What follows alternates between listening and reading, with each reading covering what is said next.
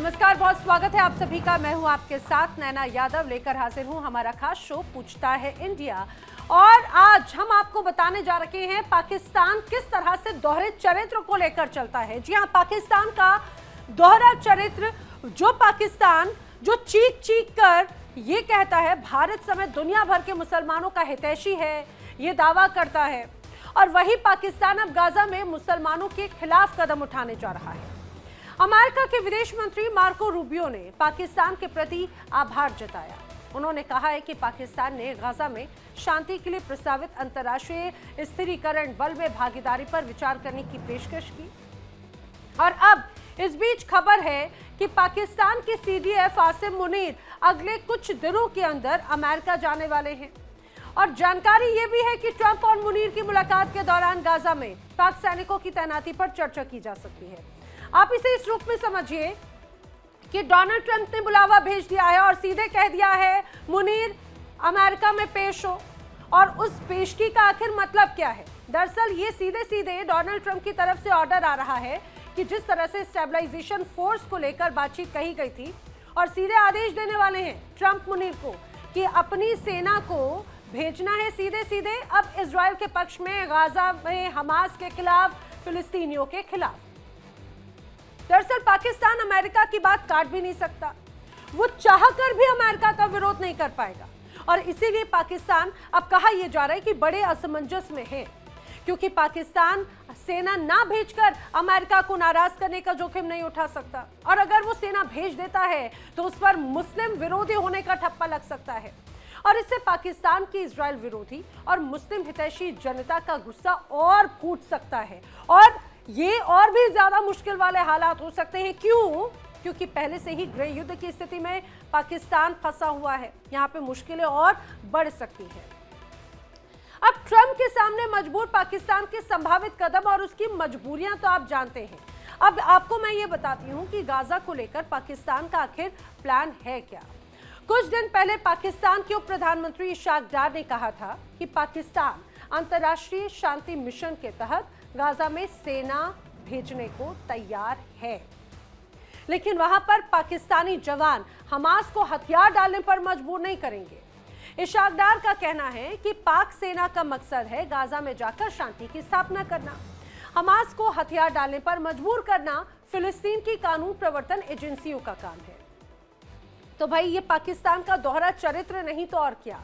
वो अमेरिका को नाराज नहीं करना चाहता, फिर चाहे इसके लिए अपने सिद्धांतों से ही समझौता क्यों ना करना पड़े। और सबसे महत्वपूर्ण बात यह कि अगर अमेरिका को नाराज कर दिया तो पाकिस्तान के बुरे दिन शुरू हो जाएंगे, क्योंकि अभी जिस तरह से अमेरिका ने खजाना खोला है, बार बार पाकिस्तान को सपोर्ट कर रहा है, चाहे बात अफगानिस्तान के साथ में जंग को लेकर हो या फिर पाकिस्तान की जो आर्थिक अभी स्थिति है उसको मजबूती देने के लिए जो तमाम बड़े सौदे किए गए हैं। बलूचिस्तान तक का सौदा जब पाकिस्तान कर चुका है अमेरिका के साथ में, तो आप ये समझिए कि एक और दूसरा सौदा होने वाला है अपना ईमान धर्म बेचने के साथ गाजा में अपनी फोर्स को उन मुस्लिमों के साथ में उनके खिलाफ खड़े होने के लिए, उनका कत्लेआम मचाने के लिए, जिनका अभी तक हितैषी पाकिस्तान बनता आया है। अब कई बड़े सवाल हैं इस दौरान। क्या पाकिस्तान अमेरिका के आगे घुटनों पर आ चुका है? दूसरा बड़ा सवाल, क्या पाकिस्तान मुसलमान विरोधी होने का खतरा उठाएगा? सवाल यह भी, क्या गृह युद्ध की आशंका के बावजूद गाजा में सेना भेजेगा पाकिस्तान? ये वो तमाम सवाल हैं जो जानने की हम कोशिश करेंगे। मेरे साथ में खास मेहमानों का जो पैनल कनेक्ट हो रहा है, ये जल्दी से आपको उनसे मिलवा देती हूँ। मेरे साथ में रक्षा विशेषज्ञ रिटायर्ड ब्रिगेडियर विनोद दत्ता जी मेरे साथ में कनेक्टेड हैं। रक्षा विशेषज्ञ रिटायर्ड कर्नल संजीत सिरोही जी मेरे साथ में कनेक्टेड हैं। पाकिस्तानी पत्रकार हुसैन जावेद मेरे साथ में कनेक्टेड हैं, और एक और खास मेहमान पाकिस्तान से ही मेरे साथ में कनेक्ट होंगे, उनको भी स्क्रीन पर लेकर आऊंगी। फिलहाल आप सभी खास मेहमानों का बहुत बहुत स्वागत है। लेकिन सबसे पहले हुसैन जावेद आप ही से सवाल, चूंकि आप पाकिस्तान में मौजूद हैं, आप वहां की स्थिति को बखूबी समझते हैं, मैं आपसे ये जानना चाहूंगी बाकी सारी सिचुएशंस या अपडेट से इतर शुरू से लेकर अभी तक पाकिस्तान का फिलिस्तीन को लेकर, हमास को लेकर, गाजा को लेकर क्या स्टैंड है, और मोसाद को लेकर, इजराइल को लेकर क्या स्टैंड है? जी मैम, सबसे पहले आपका शुक्रिया और हमारे पैनलिस्ट को भी सलाम। देखिए, फलस्तीन का इशू हमारी खारजा पॉलिसी के अंदर हमेशा बहुत ही एक कार्डिनल फीचर रहा है, इसमें कोई शक नहीं है। और आपने पूछा कि हमारे हवाले से मौकिफ क्या रहा है, तो पाकिस्तान बिल्कुल सऊदी अरब के साथ खड़ा है जिन्होंने टू स्टेट सोल्यूशन दिया था, और साथ में ये भी कहा था कि ये मसला तभी हल हो सकता है जब यहाँ पे टू स्टेट्स हो और 1967 का जो बॉर्डर है उसको दोबारा से रेस्टोर किया जाए। ये हमारा मौकिफ रहा है और इसमें हम कई इस्लामी मुल्कों के साथ बिल्कुल कदम से कदम मिला के खड़े हैं। दूसरी बात, हमास को लेके हम क्या इसमें सोच रहे हैं, या जो अपने आईएसएफ का टॉपिक चुना है अभी हम उसके बारे में कहाँ खड़े हैं, इसके बारे में मैं आपको बता दूं। आपने ये कहा कि पाकिस्तान का जो यहाँ पे चेहरा है वो दोहरा रहा है, शायद पाकिस्तान डबल स्टैंडर्ड्स दिखा रहा है, जो बिल्कुल इसमें कोई हकीकत ही नहीं है। हम तो उसी मौके पे खड़े हैं। और आपका क्या ख्याल है, आईएसएफ का ये जो सारा मंसूबा है ट्रंप साहब का, ये क्या सारा पाकिस्तान के ऊपर बेस करता है? पाकिस्तान के बारे में नहीं है, ये गजा के बारे में है। 2 साल वहां खून की होली खेली गई है, वहां पे इकोनॉमिक रिहेबिलिटेशन करनी है और उसके बाद एक ऐसा सिक्योर माहौल क्रिएट करना है जहां दोबारा जंग ना हो। पाकिस्तान का उसमें एक छोटा सा किरदार रहेगा उन्हीं मुस्लिम कंट्रीज के साथ जो इस फोर्स का हिस्सा बनेंगे। एक और बात, अभी ये भी कहा गया कि ट्रंप साहब जब चाहेंगे वो पाकिस्तान को इस तरह से बुला लेंगे और हमें उनको तामील करना पड़ेगा। तो अगर आपने अमेरिकन वजीर खारजा रोबियो का बयान सुना है, उन्होंने कहा पाकिस्तान की शुक्रगुजार है कि वो उस इशू के ऊपर गौर कर रहा है जो अमेरिका ने उसको ऑफर किया है। लफ्ज देखिए, गौर कर रहा है, ये नहीं कहा कि पाकिस्तान राजी हो चुका है अपनी फौज को वहां पर भेजने में। तो ये अल्फाज को चुनाव बहुत अहमियत रखता है इसके अंदर। ठीक है। अब वैसे मेरे अपने दर्शकों को बता दूं, डॉक्टर रजा काशिफ जंजुआ भी हमारे साथ में कनेक्टेड है, पाकिस्तान से पत्रकार, आपका भी बहुत स्वागत है। लेकिन हुसैन जावेद जी, आपने यहाँ पर कई बड़ी बातें जो कही, उसमें इस बात को भी आपने वही शब्दों की बात कही, हमास को हथियार डालने पर मजबूर करना, पहली बात ये। अब मैं एक बार यहाँ पर विनोद जी का रुख करते हुए समझना चाहूंगी, ब्रिगेडियर विनोद दत्ता जी, मुझे एक बात बताइए, यहाँ पर हुसैन जावेद कह रहे हैं कि भाई अमेरिका कह रहे हैं कि पाकिस्तान विचार कर रहा है। अरे विचार करने की गुंजाइश है क्या सर? पाकिस्तान को विचार करने का क्या ऑप्शन दे रहे हैं डोनाल्ड ट्रंप, या फिर वो कहेंगे कि ये ऑप्शन है आपके सामने, आप देख लीजिए? अगर डोनाल्ड ट्रंप कहेंगे कि आपको फोर्स भेजना है तो क्या मना कर पाएंगे यहाँ पर आसिम मुनीर, या कोई इफ एंड बट यहाँ पर काम कर पाएगा क्या सर? देखिए, बिल्कुल ठीक कहा आपने, क्योंकि पाकिस्तान इस पोजीशन में नहीं है कि वो अमेरिका का जो मैंडेट है उसकी खिलाफत कर सके। और देखिए, जिस तरह से वहाँ फोर्सेस भेजी जाएंगी तो पाकिस्तान के अवाम में भी उसका विरोध हो रहा है। वहां भी लोग नहीं चाहते कि साहब मतलब पाकिस्तानी फोर्सेस को हमास के खिलाफ उतारा जाए, लेकिन पाकिस्तान एक ऐसी पोजीशन में है कि न वो निगल सकता है न उगल सकता है। और पाकिस्तान के जो मतलब सीडीएफ है वो तो बिल्कुल देखिए, शहबाज शरीफ साहब को तो बिल्कुल रेलीगेट कर दिया गया है, तो वो तो बिल्कुल पीछे की सीट पे बैठे हुए हैं। ड्राइविंग सीट पे तो असीम मुनीर साहब हैं, और असीम मुनीर साहब इस पोजीशन में नहीं है, क्योंकि आज जितने भी तमगे उन्होंने पहन रखे हैं उसमें एक बहुत बड़ा योगदान, या जो उनका मैंडेट है वो अमेरिका से उनके लिए आदेश आए हैं। तो वो इस जो प्रपोजल अमेरिका ने दिया है कतई इस पोजीशन में नहीं है कि साहब वो उनको बना कर सके। उन्हें चाहे मतलब या अनचाहे इन फोर्सेस को, इन ट्रुप्स को वहां डिप्लॉय करना पड़ेगा, क्योंकि आप देखिए पाकिस्तान इस पोजीशन में नहीं है। जिस तरह की खाना जंगी, जिस तरह से तशद्दुद की वारदातें हो रही हैं, बलूचिस्तान में देखिए बहरान मचा हुआ है, खैबर पख्तूनवा में हालत खराब है, आप ये देखिए गिलगिट बाल्टिस्तान में हालत खराब है। तो और उनकी जो फोर्सेस हैं वो भारत की सीमा पे भी लगी हुई हैं, बांग्लादेश में भी उन्होंने कुछ प्रोजेक्ट्स अपने हाथ में ले रखे हैं। तो जो फ्रेगमेंटेड एप्लीकेशन है पाकिस्तान आर्मी का, वो इसकी बिल्कुल इजाजत नहीं दे रहा है। तो मुझे मतलब न चाहते हुए भी असीम मुनीर साहब को ये ट्रुप्स वहां भेजनी पड़ेंगी, क्योंकि अमेरिका चाहता है कि साहब इस इशू को किस तरह से इंटरनेशनलाइज किया जाए। इसमें कोई शक नहीं सर, वही बात है कि कोई ऑप्शन नहीं है और ना ही नेगोशिएशन पावर है पाकिस्तान के हाथ में इस बीच। और मुझे लग रहा है कि इस बात को शायद बखूबी समझ भी रहे हैं यहाँ पे भले ही हुसैन जावेद, क्योंकि इसके पहले भी हमने जब चर्चा की, पहले तो ये बात हो रही थी कि भाई ऐसी तो कहीं से कहीं तक कोई चर्चा ही नहीं है।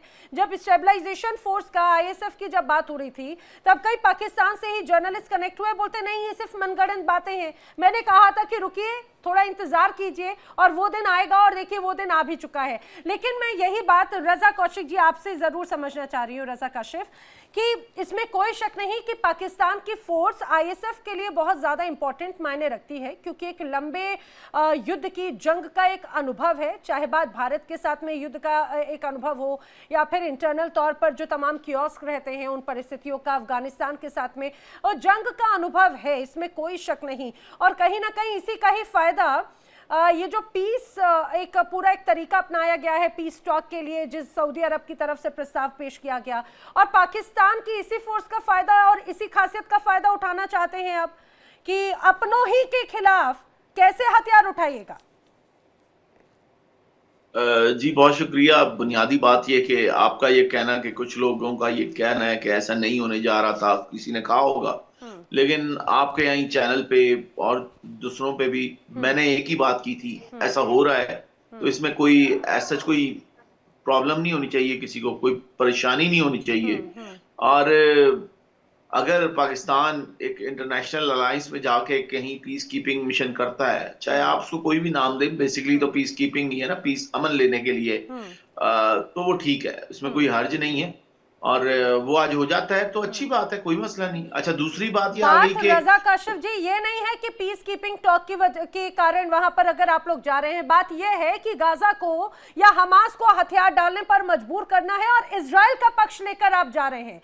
अगर ये बात होती कि आप गाजा के समर्थन में आकर गाजा की तरफ से अगर आप जंग में अपने सैनिकों को भेजते, जिस तरह से अभी तक हमेशा पाकिस्तान मुस्लिमों का हितैषी बनता है, तब कोई संशय नहीं होता, तब कोई आशंका नहीं जताई जाती। और अब आप उन्हीं हमास, जिन्हें अपने आप फिलिस्तीनियों को आप अपना भाई बंधु कहते रहे, उनके खिलाफ आप अपनी सेना को उतारने जा रहे हैं।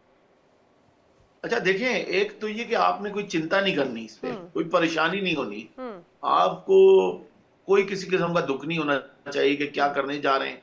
जो जा रहे हैं चीजें होंगी, सब कुछ सामने आएगा, हर चीज क्लियर होगी, क्रिस्टल क्लियर होगी। जैसे अभी एक साहब आपके यहाँ ये टोपी वाले साहब हैं, ये कुछ दुखी हो रहे थे कि जी, टोपी वाले साहब का नाम विनोद दत्ता है, ब्रिगेडियर विनोद दत्ता। सुनिए सुनिए जरा, मैं आपको बता दूं, ये वही टोपी वाले साहब हैं जिन्होंने पाकिस्तान के आपके कई अधिकारियों की या फिर पाकिस्तान के कई आतंकियों की चिंता जो है वो बढ़ा दी थी, उनकी टोपियां उड़ा दी थी, बाल जो है उनको आधे बाल उड़ गए थे।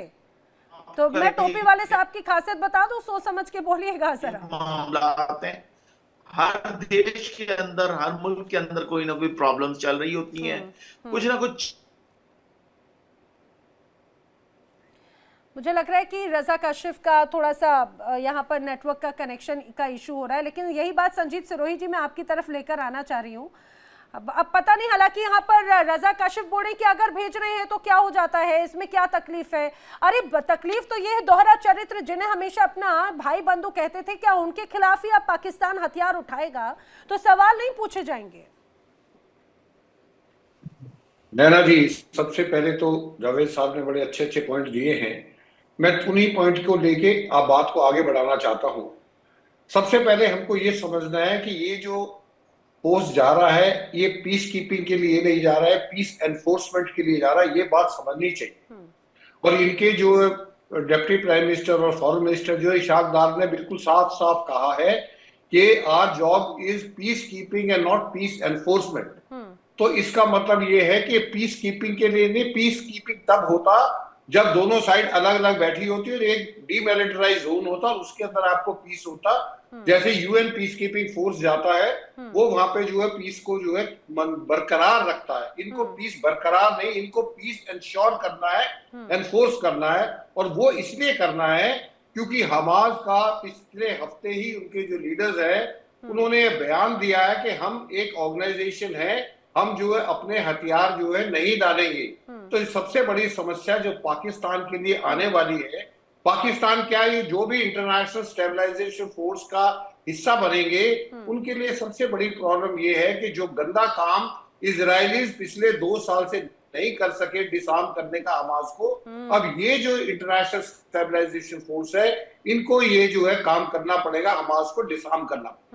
अब सवाल ये आता है कि डोनाल्ड ट्रंप साहब ने जो है पाकिस्तान को, ऐसा नहीं कि पाकिस्तान का जाएगा, पर मेजर शेयर होगा 20%, 30%, 40% होगा पाकिस्तान का। और उसकी वजह है, और एक वजह तो आपने साफ बताया है कि पाकिस्तान आर्मी एक प्रोफेशनल आर्मी है एक एक्सपीरियंस्ड आर्मी है, जंग की, चाहे वो एक्सटर्नल एग्रेशन में हो चाहे इंटरनल सिक्योरिटी में हो, वो एक्सपीरियंस है। वो बात अलग है कि एक्सपीरियंस उनका जो है नेगेटिव साइड में, वो बेचारे कोई भी लड़ाई जीते नहीं है, पर एक्सपीरियंस होता है, चाहे जीते चाहे ना जीते। एक तो नंबर 1 ये है।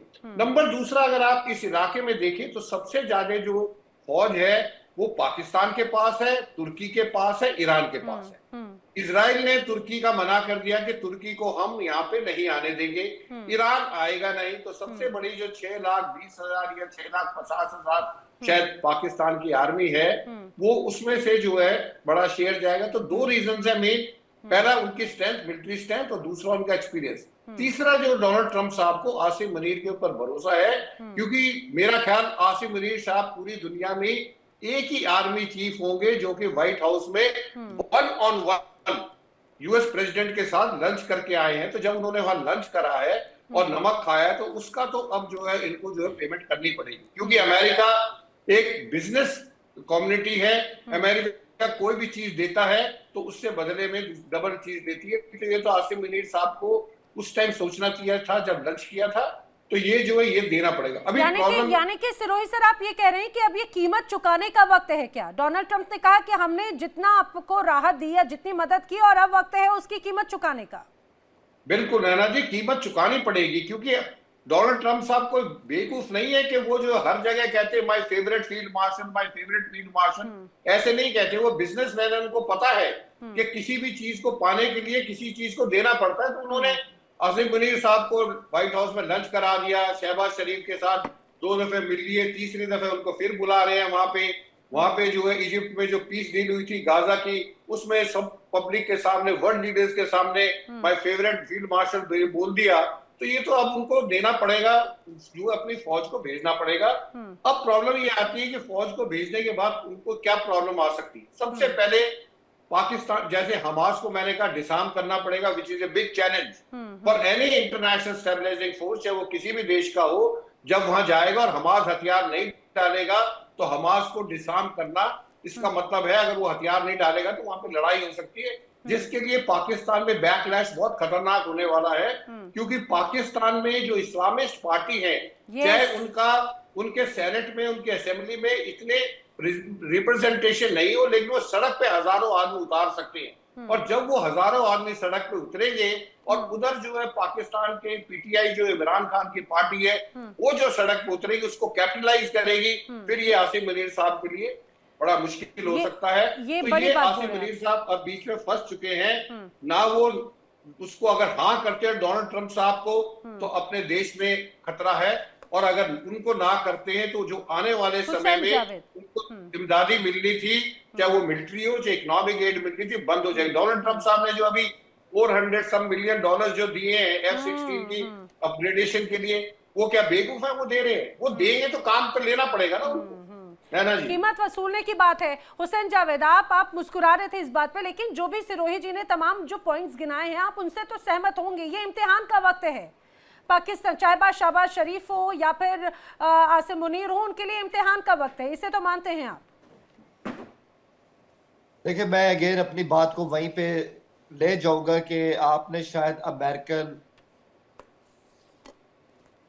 वजीर खारजा का बयान सही से पढ़ा नहीं। उन्होंने ये भी कहा है कि अभी हमें पाकिस्तान के कई सवालों के जवाब भी इस हवाले से देने हैं। मना करने का ऑप्शन कितना है?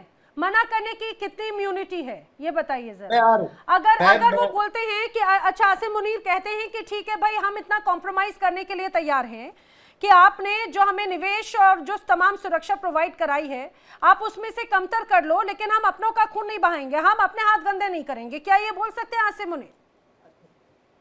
मैं आपके सवाल का जवाब देता हूं, मुझे थोड़ा सा टाइम दे। देखिए, पहली बात तो ये मामला कोई ऐसा नहीं है कि पाकिस्तान किसी बंद, जैसे यहाँ पे दिखाया जा रहा है कि जी पाकिस्तान जैसे किसी बंद गली के अंदर चला गया है और ट्रंप साहब हमें इस तरह से मतलब हमारे साथ ऐसे ट्रीट कर रहे हैं कि आपके पास कोई ऑप्शन नहीं है, आपको ये करना ही करना है। अगेन इस बात को समझे, ISF सिर्फ पाकिस्तान के ऊपर डिपेंड नहीं कर रहा है, ये बहुत बड़ा एक मंसूबा है, उसको UN हिमायत हासिल है, ये याद रखें। ये UN के अल्ट्रा कुछ भी नहीं हो रहा। नवंबर 2025 के अंदर इसको UN ने भी बकायदा इसकी मंजूरी दी है, ट्रंप के पीस प्लान की। पहली बात तो ये है। दूसरी बात, अभी ये तय होना है कि जब ये फोर्स वहां पे जाएगी तो इसका स्कोप क्या होगा, इसका मैंडेट क्या होगा, अरे इसके अगर फंडिंग का इतनी चिंता बंदोबस्त नहीं क्या?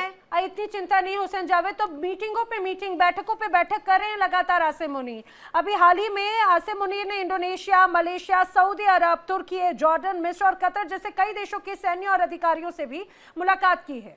अगर टेंशन नहीं है और सबकी मुलाकात और चर्चा का जो केंद्र है वो गाजा ही है, वो यही स्टेबलाइजेशन फोर्स ही है। सिरोही जी कुछ कह रहे हैं जी।